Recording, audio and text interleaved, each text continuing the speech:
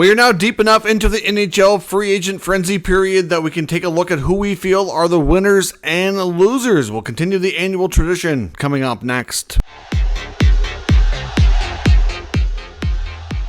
So welcome back to another video here at Top Shelf Hockey. As I mentioned, today we're going to explore the NHL's free agent signings and discuss which teams I think did the best and the teams that I thought did the worst. So essentially we're going to call them the winners and the losers of NHL Free Agents Frenzy 2025. I think we're far enough and deep enough into this now that we kind of have a good idea where most teams stand. I kind of wanted to wait until Nick Ehlers signed because obviously that would have an impact on, obviously some opinions here.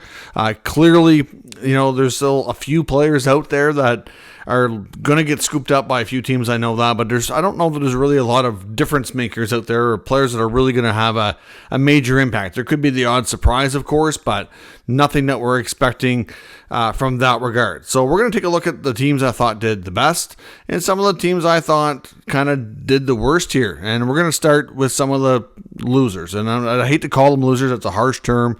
But obviously teams that I feel did not so well, just to be a little bit more kind and not be so harsh on them. But number one on my list, unfortunately for them, is the Los Angeles Kings. I thought new GM Ken Holland made some atrocious decisions, and I completely disagree with them. And you know what? Maybe he'll look to be the smart one who's been an NHL GM for all those years, and I've never been a GM. I'm just a critic, pundit, whatever you want to call me, and maybe we'll see who's right and wrong here. But I just don't like, on paper, how things look for the Kings. First off, I didn't care for the trade they made with Jordan Spence. Obviously great for Ottawa, but I don't think that was it's not even the trade itself. It's the fact that they gave up on a young defenseman at 24 years of age, and it's who they kind of brought in to replace him. The trade itself, I thought, was fine. He wasn't established enough to be getting a huge return, but he did have really good defensive metrics. Some might say it's because he was paired with Gavrikov, but we'll see, I guess. Obviously being paired with other defensemen as he moves on to the Ottawa Senators now, we'll see. But it's just didn't like the trade from LA's perspective to turn around and sign Cody Ceci and Brian Dumoulin.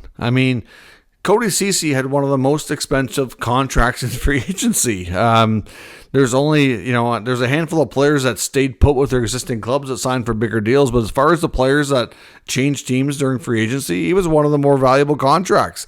I just don't, and trust me, I remember watching Cody Ceci when he was in junior with the 67s, came up to the Ottawa Senators, had a great start. I was excited for this player, thought he was going to have a phenomenal career.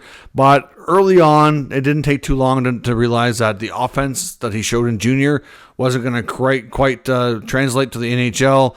Ended up being more, within a few years, being placed more in a shutdown role. And, a lot of people thought, maybe he's just not looking good because he was on a weaker team in Ottawa. And that turned out not to be the case. He's bounced around a lot. He's played in Toronto for a while. He went to Pittsburgh. He's been at Edmonton, ended up in Dallas. And he's just, I don't think he's the answer to LA's issues here. You lose Gavrikov and Spence, who had some of the great, like I said, defensively, analytically, were a great pair. And they weren't always together, but they played a fair bit of minutes together. You lose those two guys, and you bring in Ceci and Dumoulin. Dumoulin, at once upon a time, was a good defenseman as well. I don't think he's really ever been the same since he's gone through some major injuries in Pittsburgh. Again, I'm not sure what Holland's thinking here. Now, I know last year he brought in Edmonton. Well, he wasn't the GM, but they brought in Joel Edmondson into LA, and I think he did fine. But again, between the three of them, you've got three aging defensemen. Dumoulin and Edmondson especially have a lot of injury history as well. Then they bring in Corey Perry and Yoel Armia. Again, it's nothing against the players. I really thought Corey Perry's not playing like a 40-year-old. But again, for a team that was 4 or 5 years ago rebuilding, they just got way older all of a sudden. Armia will help the penalty kill. Perry is a versatile player at this stage of his career. But still, I don't mind the Perry one. I don't love the Armia one. He'll play a little bit on the PK, but 5-on-5, I'm not sure he's going to do much. Ceci and Dumoulin, your decor just got worse. I don't know. To me, with all these guys coming in, I'm just like, does Ken Holland know what year it is? It's not 2015, it's 2025. And I'm just not a fan. I don't think LA got better. I know Ken Holland thinks they did. I think they got worse. So again, we'll see on that front. Another team I'm going to put into this category is Toronto, and it's not even so much for what they did this year in the last few days. It's more so for a situation that they created over the last number of years, and they basically let Mitch Marner walk for nothing. I know they fortunately got lucky here and did a sign and trade, so they got Nick Wall back, and he's a useful number 3 centerman. He's got good size, skates well. He'll get you probably 12 to 15 goals.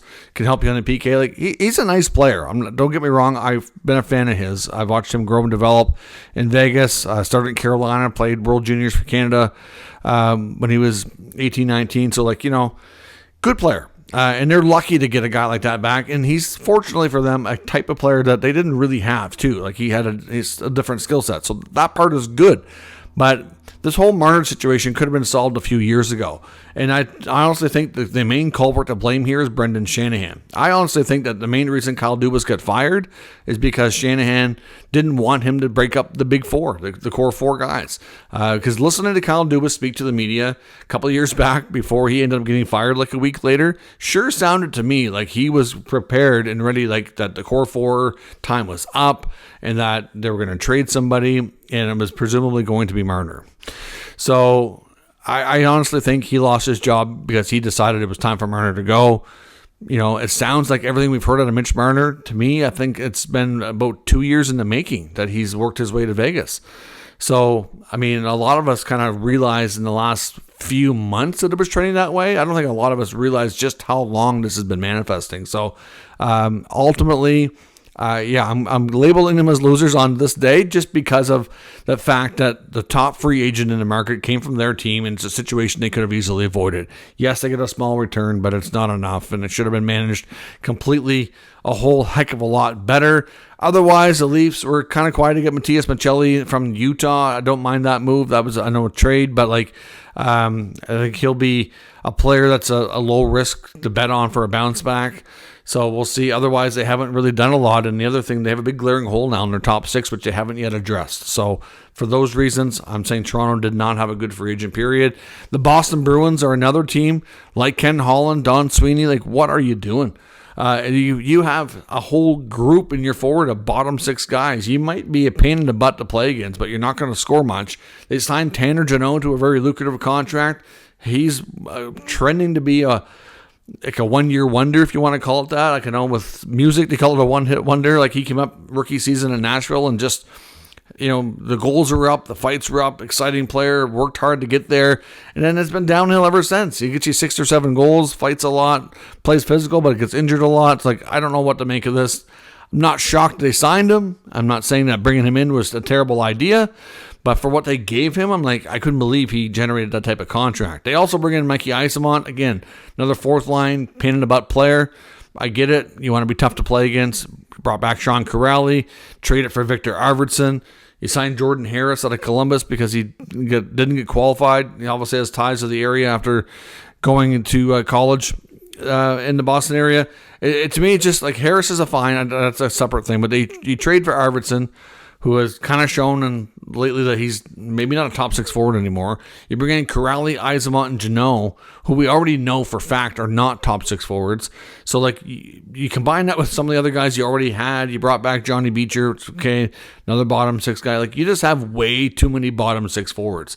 And the amount of money they gave Tanner Jeannot, that contract alone, to me, is enough to label the Bruins and Don Sweeney as not having a good day and a little bit crazy. So, I'm not sure what to make on that. I'm also putting Edmonton in this category for the time being. They're kind of more so trending towards, to me, being more in the middle. Not really losers, not really winners. They lost a lot. You saw they traded Arvidsson. They lost Corey Perry. They lost Connor Brown. I don't think Jeff Skinner's coming back, but although that seems to be some question marks there. There's some rumblings about Henrique maybe going. They're bound to do some other things, but they haven't addressed goaltending. Then they did bring back Kasperi Kapanen, which I don't mind. They signed Mangiapane, which I don't mind. They signed Curtis Lazar. I really like Lazar. I'm not sure that he's any better than the other guys that they let go. Obviously, some of the guys that like Brown, for example, and Perry were able to get more money elsewhere. I don't know that the Oilers are betting on some guys that are just not, we don't know enough about yet. So I don't know. I'm hoping that with what they've done, maybe they're going to hopefully be about the same, but not sure we really know that yet. So I'm not prepared to put them in the winner category. They're a team that I just don't know what to make of, I guess you could say it. So I'm kind of trending a little bit more towards the not so good side, but when I first started making this list, I hadn't signed Mangiapane yet. So I'm like, okay, well, we'll trend them maybe back towards the middle and kind of evening out a little bit, but still not sure I love it. Detroit was another team as well. They didn't really do much of anything. The blue line's not really addressed. They signed Jacob Bernard-Docker, which for some reason wasn't qualified in Buffalo. Buffalo hasn't done much either, so they're in the same group here. Like, I'm not sure why they JBD was one of the players who came over with Norris in that Cousins trade at the deadline, and I'm like, I thought he did fine. To not even get a qualifying offer and to come back like on a cheaper contract, he signed in Detroit for like, what was it, like $850 or something? Like, I'm like, what? And that's all Detroit has done to address their blue line. So I'm like, you still need major work done. They signed Mason Appleton and James Van Riemsdyk. And like, okay, you've got more bottom six, middles, like third line players again. Like you still, I mean, Steve Yzerman seems to be betting on the fact that his top guys are going to get better. They brought back Patrick Kane again on another 1-year deal. They're not getting any younger. I mean, Larkin and DeBrincat had good years. I'm not sure how much more he can squeeze out of them. I don't know. I just don't really see the Red Wings really doing anything that made them better at all. Obviously, the goaltending, they traded for John Gibson, which, that might turn out to be okay. We'll see. They let Alex Lyon walk. Talbot's still under contract for a year. Now they're kind of betting on a goalie like Gibson who's played well but is injury prone. I just don't really know that they've really answered the questions. So again, in Buffalo, more questions than answers. They're still, they were kind of forced to trade Peterka. I understand the return. I understand it filled some holes and got them some different pieces they don't have, but I still think you traded the best player in the deal, which sucks for them. It's still not good. You got Byram, who's really up in the air right now, likely trending towards being traded or offer sheeted. You kind of heard some rumblings about some other. There's a lot of unhappy players there, and they haven't really done anything to really address anything a whole lot. So to me, I don't think Buffalo and Detroit have really done much of anything to really get better. In a really tough division at that. So we'll see where that goes. The teams I thought did the best, I'm going to say the Florida Panthers kind of win the day. They figured out bringing back the whole band here. They lost Nate Schmidt, but otherwise they brought back Bennett, Marchand, and Ekblad on creative deals. The Marchand deal, to me, there's some question marks there. A 37-year-old getting a 6-year deal. The NHL is probably not going to say much now, but if he doesn't make it past age 40, which is probably reasonable, that they'll make a fuss about it down the road. They're probably not going to do it too much now. But a lot of people think that was a clear case of circumventing the cap rules. But I don't know. Maybe Marchand's the crazy exception here. But the fact that they brought them all back after winning back-to-back years, to me, they won the day. They had a tremendous doing there. They don't really need to bring in much of anything else. They did sign a couple other little pieces, but nothing substantial. So all in all, Florida did well. Vancouver also brought back the band, so to speak. They did lose Pia Suter, but they got Demko extended. They got Besser and Garland both. Besser was on the verge of leaving. Garland got extended. So the fact that they seem to want to bet on their core. Do you know what? I will say this. They have a lot of money tied up in goaltending, which I do have concerns about. But I guess you're better off to bet on the players that have had success there before. I think part of this is all about helping make Quinn Hughes be happy as well. And I know he's close with some of these guys. So it's Operation Make Quinn Happy. It's also, if you're going to spend on the guys that you've had some success with. More so than some of these free agent deals that you see, and you're just going to shake your head. Now, Suter to me is a player they should have been able to keep. I would have tried to sacrifice another winger, whether it be a Dakota Joshua or Teddy Bluger or somebody that's lower in the lineup to try to keep him. He's been a really good utility player. And for what he ended up getting in St. Louis, it wasn't that crazy. So I think Vancouver did overall well enough to go into this category, but I would have liked to have seen them keep Suter. Now they're kind of looking for a centerman. I thought the Islanders did really well. Islanders had a great draft. They didn't do anything too crazy here, but they bring in Jonathan Drouin on a 2-year deal, $4 million. I think he's a good bet to continue playing well. They bring in the top KHL free agent, Max Shabanov. He looks really good, a 1-year ELC type contract, so it's cheap, low risk. And like I said, he looks really, really good. So we'll see how that works out. They bring in David Riddick as in a 1x1 as a cheap goaltending insurance policy in case Varlamov is not able to go or can't be what he used to be, for example. You get Tony DeAngelo, another 1-year cheap contract. It's just all the little things that they're doing to kind of make this team better. But adding Durant and Shabanov, I like those deals. They got to kind of insulate the goaltending. It's nothing crazy. It's nothing, it's not headline grabbing, but it's effective. And so far I've been a fan of what Matthew Darche has done. I'm saying the Rangers had a pretty good day as well. I like the Gavrikov signing. Reasonable. Clearly he wanted to be there. 7x7. I thought he could have got more. So I think that's a pretty good contract on one of the best defensive defensemen in the NHL. I thought the bridge deal with Will Cooley at 2 years at $3.9 million was very fair. Thought that's a pretty good deal for the team. I thought he could have got more money. They bring in Taylor Raddysh on a 2-year deal at 1.5 to kind of round out some secondary scoring. Can probably play in the bottom 6 and get you, like I said, a little bit of, probably 15 goals. He's probably averaging about that. They got a pretty good return on the K-Andre Miller trade. I don't think there's any way at all that Drury was going to pay him what Carolina did, so they moved on and got a good return in between there. So all in all, I thought the Rangers and Drury had a pretty good day. Ottawa, I thought, did well as well. Again, nothing fancy or sexy, but they let some players walk that they probably shouldn't have brought back. They didn't do anything stupid or make any mistakes. They just insulated the group they already had. They brought back Claude Giroux on a 1-year friendly deal with some bonuses built in. So keeping him around was great for the room. He's a great face-off man. He was number 1 in the NHL last year. Still put up 50 points at his age. And to be honest, I think I can see him doing the same or better. I mean, no guarantees, but I wouldn't be shocked at all.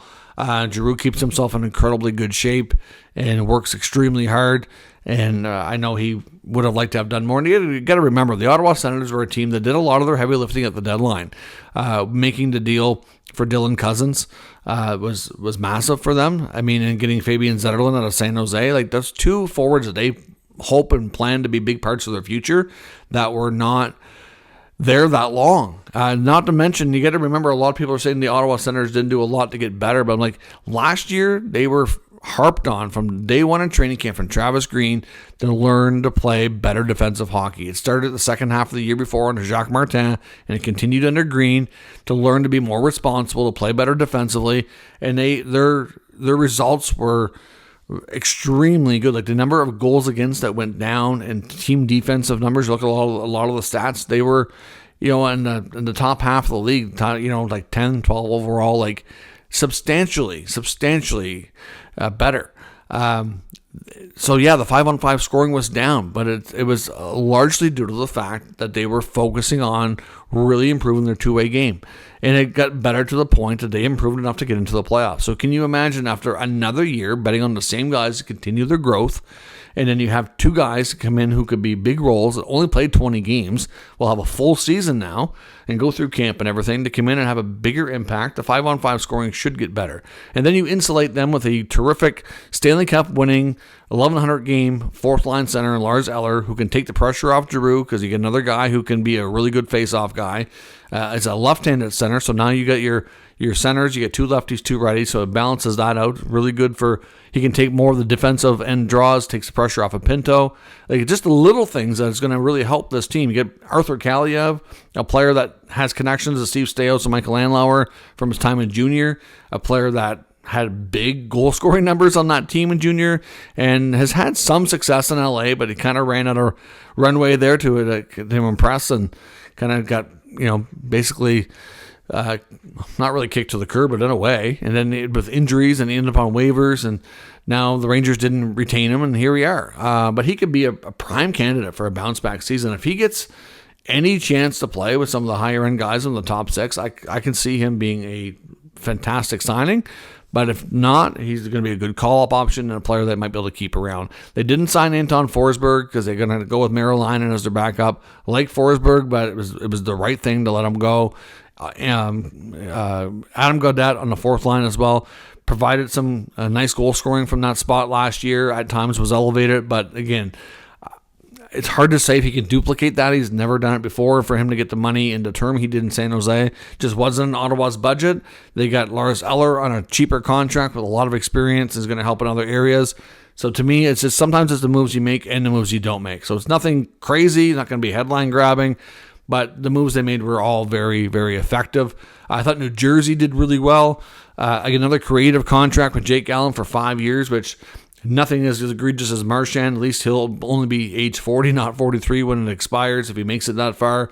But a $1.8 million, I thought that was a terrific signing. I know he really wanted that for me, knowing Jake's family a little bit, and obviously knowing a lot of being a local connection to me here in New Brunswick. I know a lot of people that know him, including some family members, and he's very big on his family and family man. He's got 3 little kids, and the fact that they could stay, not have to move again, keep the kids in the same school, that was all very, very important. He could have gotten more money on the open market, but I don't think he had any interest in going west. Like, he wanted to, the things that were important to him, he was able to check all those boxes by staying with the Devils on this creative type deal. So I really like that for them. Connor Brown will be a nice addition, add some speed, penalty killing, and depth scoring. So I thought the Devils had a good day. And then, of course, Carolina comes through with 2 of the biggest signings, which I thought were good. Obviously, getting Nick Ehlers on the 6-year deal, $8.5 million, brings a lot of speed, experience. My only concern, like I heard Frank Saravalli say, is Ehlers going to be another player that he'll fit in well there, and he should do well, but is it too much of the same thing? And I do wonder if, sometimes you need a mix, but at the same time, I think he'll be great there. Keandre Miller comes in as a 25-year-old defenseman on an 8-year deal that they obviously are very high on. They extend Logan Stankoven on a very good deal, 8 times 6. I mean, really, that's a great deal. Mike Riley on a 1-year deal as a depth defenseman. It could be like a number 7 guy. All in all, I thought Carolina did well. I mean, they spent money on guys that they really like and that they really thought would be big parts of the future. Are they going to get past Florida now? I don't know. That's going to be tough to say, but they do have some great things going on there. And I think that for what they did do in free agency, I can say I thought they did well. So let me know your thoughts on who do you think, which teams did the best and the worst. Obviously, didn't cover every single team. Some teams are kind of, like I said, more in the middle. They did just okay. Some teams didn't do much. A team like Edmonton is the biggest one I had on this list. So I started off kind of putting on the bad side, moved towards the middle as they made more moves before I finalized my thoughts to put this video together. So to me, they're kind of a confusing team, but let me know your thoughts on them and anybody else you thought did well or not so well during the free agent period. And we'll discuss further down in the comments. Thanks very much for watching, and I will catch you next time.